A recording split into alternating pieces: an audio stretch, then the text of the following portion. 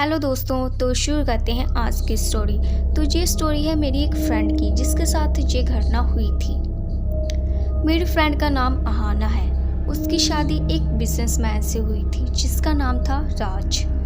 उनका एक बच्चा भी था जिसका नाम था रोहन 5 साल का था। वो मुंबई में रहते थे। राज के घर में उसके पापा, उसकी एक सिस्टर और उसका एक भाई था। एक दिन की बात है, राज को किसी बिजनेस के सिलसिले में पुणे जाना था 1-2 वीक के लिए। तो राज ने ये बात अहाना को बताई। तो अहाना ने कहा कि मैं भी आपके साथ चलूंगी और रोहन भी चलेगा, क्योंकि बहुत दिन से वो एक साथ कहीं घूमने नहीं गए थे। राज ने कहा ठीक है, तुम चल सकती हो। इसके बाद वो तीनों अगले ही दिन सामान पैक करके अपनी मंजिल की तरफ चल पड़े। लगभग 2-3 घंटे के लंबे सफ़र के बाद वो पुणे पहुंच जाते हैं। वो एक होटल में विजिट करते हैं। वहां वो एक रूम बुक करते हैं जिसका नंबर था 2045। वो अपने रूम में जाते हैं और फ्रेश हो जाते हैं। पुणे पहुंचते हुए उन्हें शाम के 7 बज चुके थे। अहाना को लोरी गाकर सुना रही थी। रात के 10 बज चुके थे। राज कल मतलब अगले दिन के मीटिंग के लिए प्रेपरेशन कर रहा था। रात के 12 बज चुके थे। अहाना राज को कहती है सो जाओ, बहुत रात हो चुकी है। इसके बाद राज अपना सामान कलेक्ट करके एक टेबल पर रख देता है और सोने चला जाता है। अब रात के 3:30 बज चुके थे।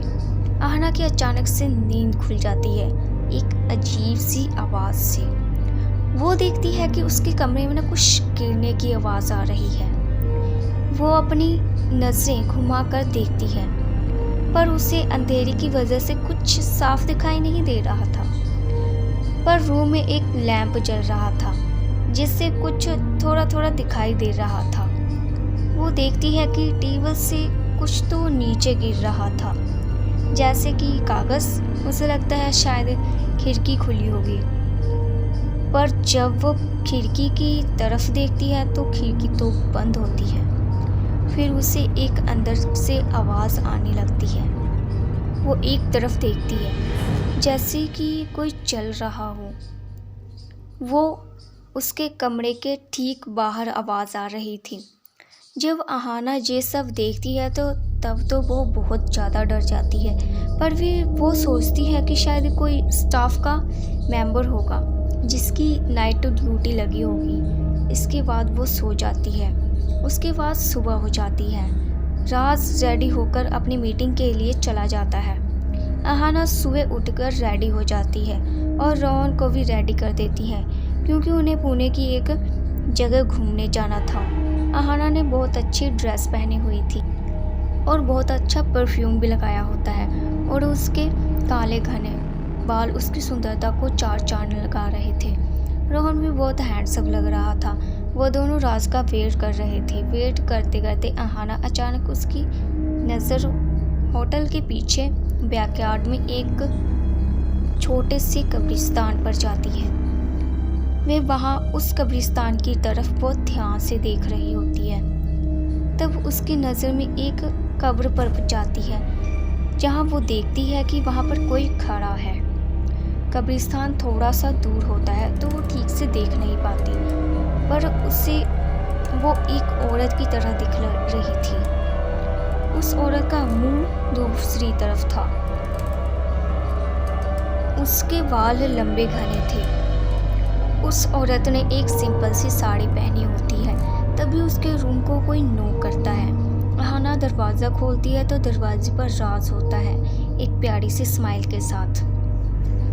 उसके बाद वह तीनों घूमने के लिए जाते हैं और तीनों बहुत इंजॉय करते हैं। अहाना, राज और रोहन तीनों घूमने के बाद डिनर करके ही होटल आ जाते हैं और आते ही फ्रेश होकर सोने चले जाते हैं, क्योंकि इतना घूमकर वो बहुत थक चुके थे। अब रात के फिर 3:30 बजे बज ही रहे थे। अहाना की एकदम से अचानक फिर से किसी आवाज़ से नींद टूट जाती है।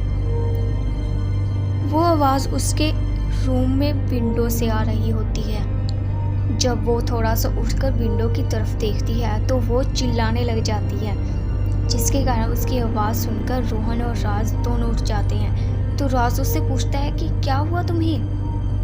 वो बताती है कि उसने विंडो की तरफ एक बहुत भयानक साया देखा जिसके बाल नीचे की तरफ लटके हुए थे। उसकी आंखें बहुत ज़्यादा काली थी। उसने सफ़ेद साड़ी पहनी हुई थी। ये बातें सुनकर तो रोहन डर ही जाता है। ये सब बातें अहाना बहुत मुश्किल से बता पा रही थी। उसे बहुत पसीना आ रहा होता है। उसकी सांसें फूल रही होती हैं। रोहन अपनी मॉम की ऐसी हालत देखकर बहुत ज़्यादा डर जाता है और अपने पापा राज के साथ और उसके गले लग जाता है। तब राज समझाता है कि शायद तुम्हारी मॉम ने कोई बुरा सपना देखा होगा। राज अहाना को पानी पिलाता है और उसे थोड़ा संभालता है। तब अहाना बहुत मुश्किल से सोने की कोशिश करने लगती है। रूम की लाइट पूरी रात जलती है ताकि अहाना को डर न लगे। अब सुबह हो जाती है। राज उठता है तो अहाना को देखता है।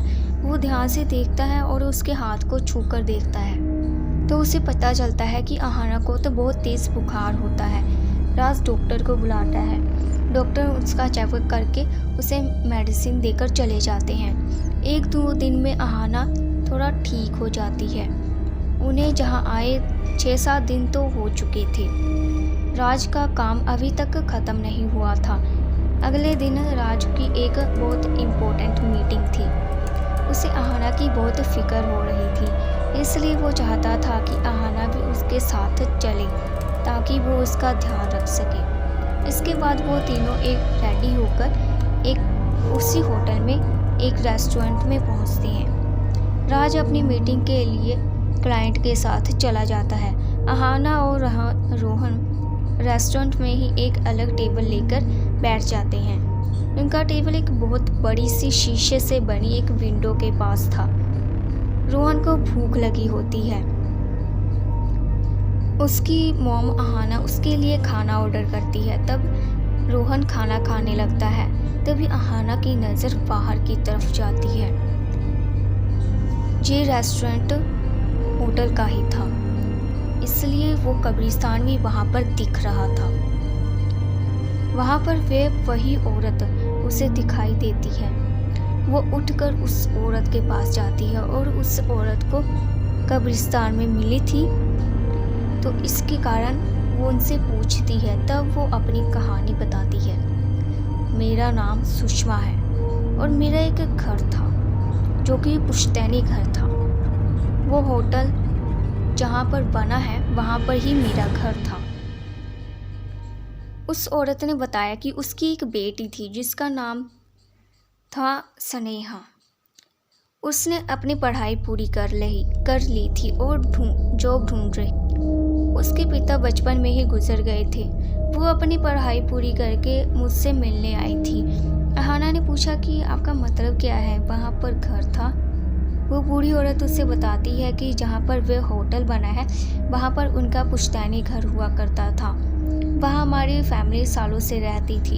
एक दिन एक बिल्डर की नज़र हमारी पुश्तैनी घर की जगह पर पड़ी, क्योंकि हमारा घर एक बहुत ही अच्छी जगह पर बना हुआ था जिसकी मार्केट में बहुत डिमांड थी। वो बिल्डर हमें धमकाने लगा कि वह घर उसके नाम कर दे, पर हमने किसी भी कीमत पर ऐसा नहीं किया। उस बिल्डर ने मुझे और मेरी बेटी को बहुत टॉर्चर किया, जिसके कारण हमें वो घर उसके नाम करना पड़ा और किसी दूसरे घर में रहने लगे।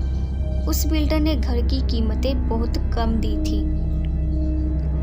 हमें बहुत मुश्किलों का सामना करना पड़ा। उसके बाद कुछ 3-4 सालों में वहाँ पर एक बहुत बड़ा होटल बनकर तैयार हो गया। मेरी बेटी को वो देखकर बहुत गुस्सा आ रहा था। उसने उससे बदला लेने का सोचा। एक दिन वो बिल्डर उसी होटल में कुछ दिनों के लिए रुकने के लिए आता है। वो बात स्नेहा को पता चलती है। स्नेहा एक वेटर के कपड़े पहनकर उस होटल में चली जाती है और उसी कमरे में जाने लगती है जहाँ पर बिल्डर रुका था।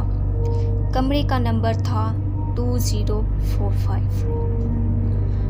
वो डिनर लेकर उस कमरे में एंटर करती है और वो उसके खाने में जहर मिला देती है।